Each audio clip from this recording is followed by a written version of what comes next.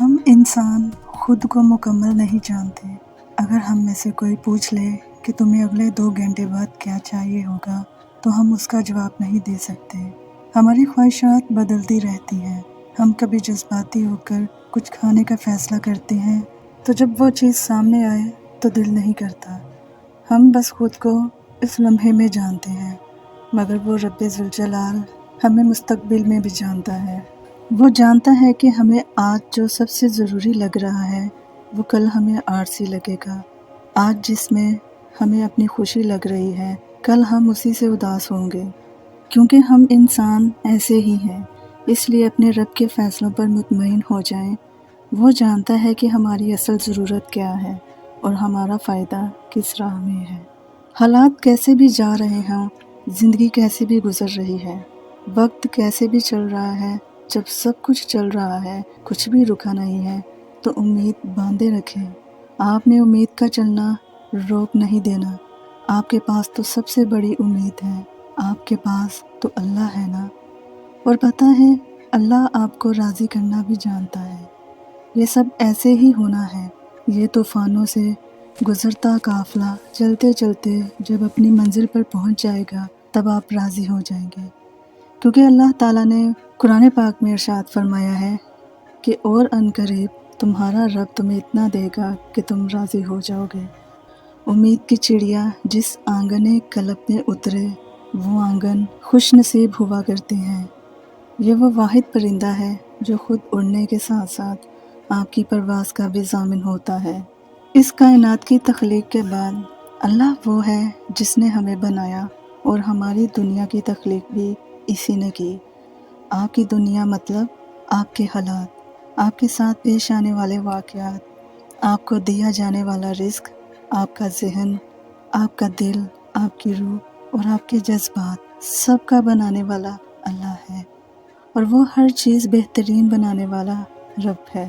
وہ جمال کو پسند کرتا ہے، اسی لیے اس نے آپ کو بھی حسین و جمیل بنایا ہے اور آپ سے واسطہ پڑنے والی ہر چیز کو بھی۔ آپ کا کام تو اس خوبصورتی کو سراہنا ہے، صرف اور صرف اسی کا شکر ادا کرنا ہے۔ جیسا کہ قرآن پاک میں ارشاد ہے، جس نے نہایت خوب بنائی جو چیز بھی بنائی۔ سبحان اللہ۔ اس کائنات کی تخلیق کے بعد اسے پرکشش اور حسین بنانے کے لیے خدا نے سب سے پہلے جو چیز بنائی وہ آپ کی ہنسی ہے۔ اس دنیا میں رہتے ہوئے یہ گمان کرنا کہ یہاں اچھی سوچ اور اچھے عمل کا بدلہ لوگوں سے اچھائی ہی کی صورت میں ملے گا، بلکہ یہ بے وقوفی ہے اور آخرت پر حقیقتاً ایمان نہ ہونے کی نشانی ہے۔ ہم میں سے کتنے لوگ ہیں جو اپنی اچھائیاں یہ کہہ کر کھوتے جا رہے ہیں کہ اچھائی کا زمانہ نہیں رہا ہے، بلائی کے بدلے بلائی نہیں ملتی تو ہم بلائی کریں ہی کیوں۔ اپنی کتنی اچھائیاں ہم نے یوں کھو دی ہیں، لیکن ہم کیوں بھول جاتے ہیں کہ بلائی بے شک ہم نے لوگوں کے ساتھ کرنی ہے، لیکن صلہ دینے کا وعدہ اللہ پاک نے کر رکھا ہے اور گارنٹی کے ساتھ ہمیں بتایا ہے کہ ہمیں 10 گنا سے 700 گنا تک بڑھا کے صلہ دیا جائے گا۔ تو ہو سکتا ہے کہ اس دنیا میں ہمیں ہماری مرضی کا بدلہ نہیں ملے، لیکن آخرت پر یقین ہمیں بھلائی کرنے سے روکنے نہیں دے گا۔ قرآن پاک میں ارشاد باری تعالیٰ ہے، اسی نے موت اور زندگی کو پیدا کیا تاکہ تمہیں آزمائے کہ تم میں سے کون اچھے اعمال کرنے والا ہے۔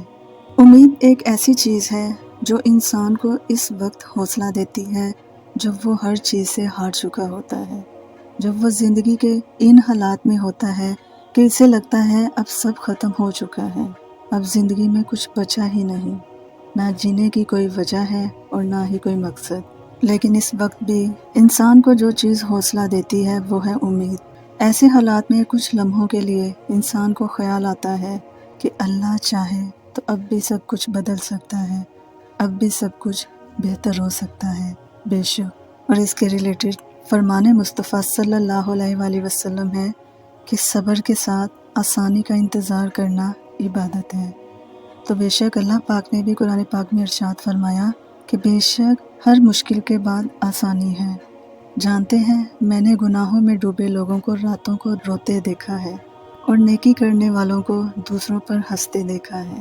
کس کا کردار اچھا ہے کس کا برا، یہ اللہ تعالیٰ بہتر جانتا ہے، کیونکہ انسان صرف اچھے انسان سے محبت کرتا ہے، جبکہ اللہ تعالیٰ برے انسان کو بھی اکیلا نہیں چھوڑتا۔